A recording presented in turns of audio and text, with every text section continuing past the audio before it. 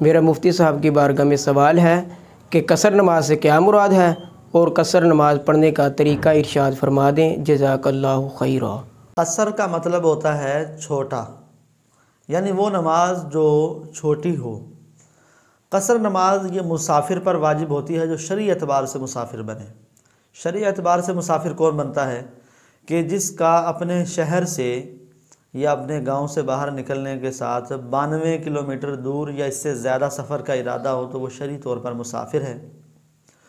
تو یہ دوران سفر یا پھر اگر وہاں پر جہاں یہ جا رہا ہے وہاں اس کی 15 دن سے کم رہنے کی نیت ہے تو وہاں پر بھی یہ مسافر ہوگا شرعی اعتبار سے اور نماز قصر پڑھے گا، یعنی چھوٹی نماز پڑھے گا۔ نماز قصر سے کیا مراد ہوتا ہے؟ قصر سے مراد یہ ہے کہ جو 4 رکعت والی نماز ہے، یعنی ظہر، عصر اور عشاء، ان کے 4 فرضوں کی بجائے یہ 2 فرض پڑھے گا، یعنی اپنی نماز چھوٹی کر لے گا، یعنی 4 کی بجائے یہ 2 پر سلام پھیر دے گا۔ اور اس کے قصر نماز پڑھنے کا طریقہ کیا ہے؟ وہی ہے کہ مثال طور پر 2 رکعت نماز فرض عشاء، تو بس یہ 2 پر سلام پھیر دے گا، یعنی جس طرح فجر کی نماز میں 2 رکعت پر سلام پھیر دیتا ہے، دونوں قیام کے اندر وہ قرات بھی کرتا ہے، سورہ فاتحہ بھی پڑھتا ہے، اسی طرح یہ یہاں پر بھی کرے گا، لیکن 4 کی بجائے یہ 2 پر سلام پھیرے گا۔ اور جو مسافر ہوتا ہے جس پر قصر نماز ہو تو اس پر یہ قصر نماز واجب ہوتی ہے، ضروری ہوتی ہے۔ اگر وہ قصر نہیں پڑھتا اور 2 پر تحیات میں بیٹھنے کے بعد پھر تیسری کے لیے کھڑا ہو گیا تو یہ 4 پڑھنے کی صورت میں آخر میں سجدہ سہو کرے گا تو نماز ہوگی، کیونکہ اس نے واجب ترک کیا ہے۔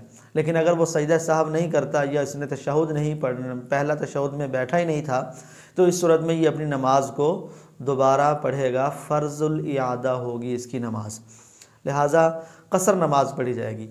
اچھا، یہ جو قصر ہے نماز کو چھوٹا کرنا، یہ جو اللہ تعالیٰ نے ہم پر فضل فرمایا ہے، سفر کی حالت میں انسان کے پاس اتنے انتظامات نہیں ہوتے یا وقت نہیں ہوتا، تو یہ فرضوں کے اندر صرف قصر ہے، سنتوں اور نوافل میں قصر نہیں ہے۔ لہٰذا اگر کوئی شخص فرضوں میں قصر کرتا ہے اور اس کے پاس وقت بھی موجود ہے تو اسے چاہیے کہ وہ اپنی سنتیں بھی ادا کرے، نوافل بھی ادا کرے۔ لیکن اگر وقت نہیں ہے، یعنی قافلے کے چھوٹ جانے کا اندیشہ ہے یا پھر وقت پڑاؤ تھوڑی دیر کے لیے ڈالا گیا ہے، تو اس صورت میں یہ فرضوں میں قصر کرے اور اپنی سنت موقدہ تو کم از کم لازمی طور پر پڑھے۔